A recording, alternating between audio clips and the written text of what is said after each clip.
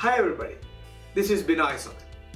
Do you agree with me if I say that the great things in this world are never done by one person, but they are done by a group of people? In one way or another, we all work within a team environment, either in our office or in our business. Some people say team us together, everyone achieve more. Everyone likes to pursue excellence and to grow as a leader of their own team.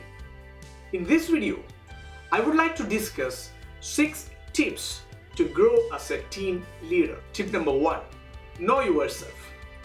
If you don't know yourselves, how can you lead others? So, know your strengths and weaknesses. Find out your gaps. How? First, identify the required skills to be a team leader and then find out your current skill. The difference between the required skill and the current skill will give you the gaps. Work on your gaps, improve and grow as a team leader. If your team member knows that you can do the job, then that will help you to gain a lot of respect. Tip number 2, know the vision of the team. Why your team is formed? What is the purpose of your team? What is the ultimate aim of your team? If you and your team members do not understand the vision of your team, then you cannot lead the team in the right direction. A good team leader has to know the team's vision, and it shall be conveyed clearly and properly to all team members. Tip number 3, know the team. Know the strength and weakness of all team members and judge properly to know what task can be delegated to whom. Know the problems that your team members are facing. Provide them training if their current skill does not match with the required one. Everyone has their own skills and capabilities. Respect them. Tip number 4, motivate the team. Motivation is indispensable for human beings to bring out their best. Motivate your team members to face challenges and overcome failures. Appreciate them in their success and support them in their setbacks. Help them in fixing issues rather than blaming them for missed opportunities. Encourage them to embrace the greatness within themselves. Tip number 5, support the team.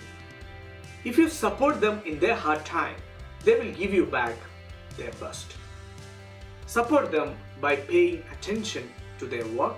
Support them even in their personal problems as much as you can. If the team members have the faith that you will back them genuinely, then it will obviously boost their self-confidence to try and do things better. Tip number 6, take responsibility. Lead from the front. Especially at the time of crisis, it is one of the main attributes of a leader.